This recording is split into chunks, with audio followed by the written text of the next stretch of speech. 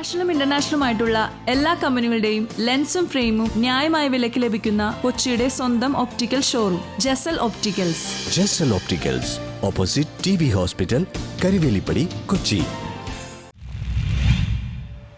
Gate തുറന്നതോടെ നായ റോഡിലേക്ക് പാഞ്ഞു. 58-കാരന് പരിക്കേറ്റു. കാർ കയറ്റാൻ ഗേറ്റ് തുറന്നതോടെ പുറത്തേക്ക് പാഞ്ഞ വളർത്തുനായ റോഡിലൂടെ പോകുകയായിരുന്ന വഴിയാത്രികന്റെ ചെവിക്ക് കടിച്ചു. പള്ളുരുത്തി കടയഭാഗം അലി മസ്ജിദിന് സമീപം താമസിക്കുന്ന PK ഹാഷിബ് എന്ന 58-കാരന്റെ ചെവിക്കാണ് കടിച്ചത്. സന്ധ്യാനേരം മുടിവാട്ടാൻ പോയി മടങ്ങിയായിരുന്നു വീട്ടിലേക്ക്.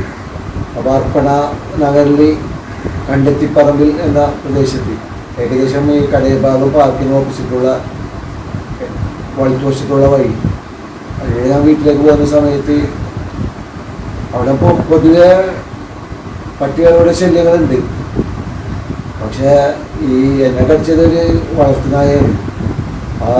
ആ വീട്ടുടമസ്ഥൻ കാറ് ഷെഡിലേക്ക് കയറ്റാൻ വേണ്ടി നായ അയച്ചു വിട്ടതാണ്.